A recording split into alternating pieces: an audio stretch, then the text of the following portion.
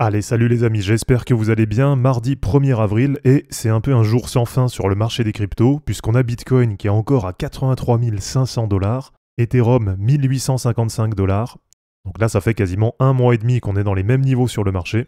Et donc, comme on commence un nouveau mois, eh bien comme d'habitude, on va faire le bilan du mois de mars, et aussi en passant le bilan du premier trimestre 2025, qui s'avérait être un trimestre vraiment pas fameux sur le marché, mais aussi en termes de projection, ce qu'on peut attendre pour le deuxième trimestre 2025. Allez, comme d'habitude, si ce n'est pas encore fait, pensez à vous abonner, pensez à liker et à commenter cette vidéo pour soutenir la chaîne. Et pour les membres, je vous ai mis en ligne hier la vidéo sur mon wallet, avec le bilan du mois de mars, mais aussi ma stratégie et mes objectifs pour le mois d'avril. Donc si vous êtes membre, vous avez dû recevoir une notif pour aller voir la vidéo. Et si vous n'êtes pas encore membre, eh bien je vous invite à cliquer sur le bouton rejoindre qui est présent sous chacune des vidéos, et à choisir soit le plan fiche, soit le plan shark, ou soit le plan well en fonction de ce qui vous correspond.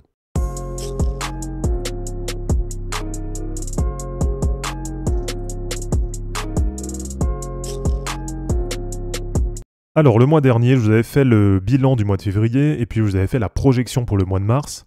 Et on l'a vu sur le mois, il y a eu encore beaucoup d'indécisions sur le marché, que ce soit sur Bitcoin ou sur les altcoins. Finalement, il n'y a pas eu de vraie direction qui a été prise par le marché. Donc sur Bitcoin, alors on voit que malgré 20-25% d'amplitude sur le mois, eh bien finalement on a Bitcoin qui clôture le mois à peu près sur le même prix qu'à l'ouverture. Du côté d'Ethereum, là c'est beaucoup moins positif, puisqu'on a ETH qui a bien corrigé sur le mois, et qui est pour l'instant en train de se diriger vers l'objectif de cassure que j'avais noté à 1550 $. Et du côté du market cap des cryptos, eh bien on voit que sur la totale 1, on a la borne haute et la borne basse du canal descendant qui ont bien été testées, mais finalement la clôture mensuelle, elle s'est faite à l'intérieur du canal.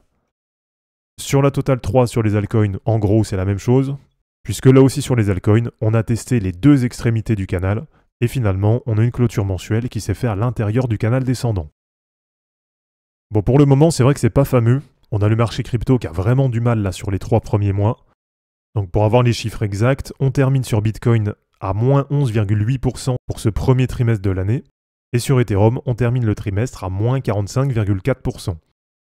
Donc là, on le voit, on est bien en dessous des moyennes, puisque pour le premier trimestre, on a un average qui était à plus 51% sur Bitcoin, et sur Ethereum, on était en moyenne à plus 77% pour le premier trimestre de l'année, et on termine celui-là à moins 45,4%.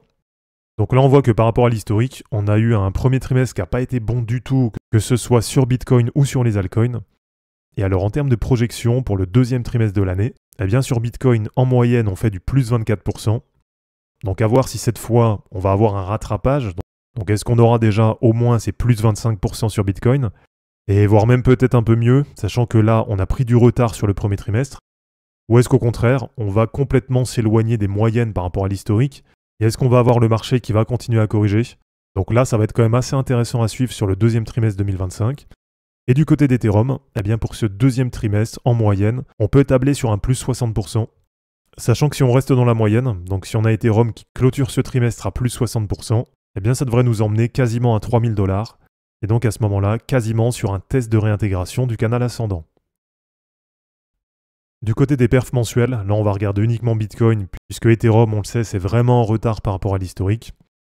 Et donc du côté de Bitcoin, on a clôturé ce mois de mars à moins 2,3%, et donc là aussi bien en dessous des moyennes historiques, puisque pour le mois de mars, on avait un average qui se situait à plus 12,2%.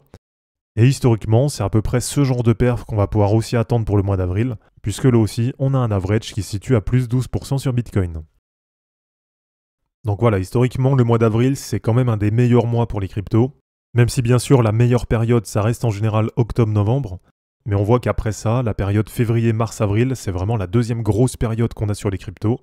Donc comme là on le sait, ce cycle il est un peu particulier, et on l'a vu, sur le premier trimestre de l'année, ça a pris du retard sur l'ensemble des cryptos.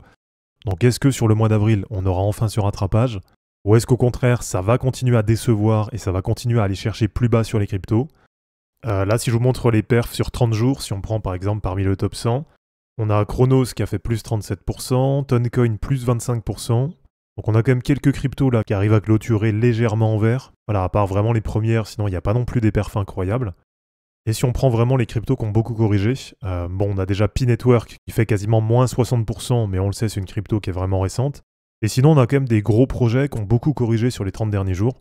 Donc finalement, un mois de mars qui a vraiment été compliqué sur la plupart des cryptos.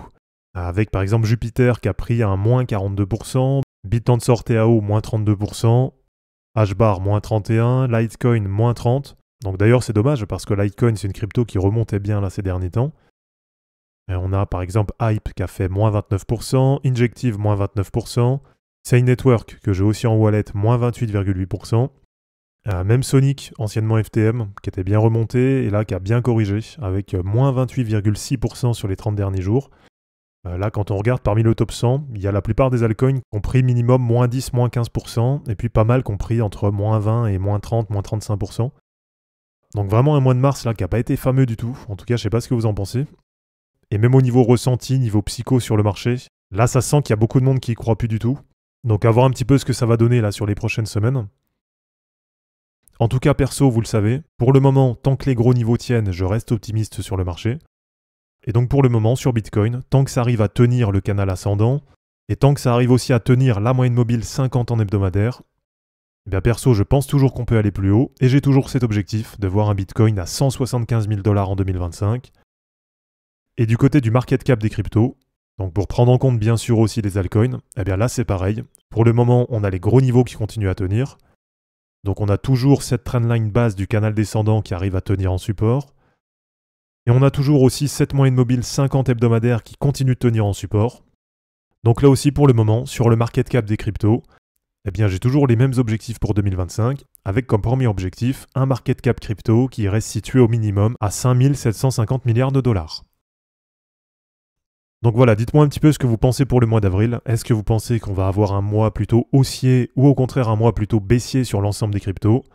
Donc est-ce que vous pensez que le bull run est terminé? Ou est-ce qu'au contraire, comme moi, vous pensez qu'on est sur des gros niveaux support et donc actuellement on est sur une période d'opportunité et que derrière ça va partir beaucoup plus haut sur le marché?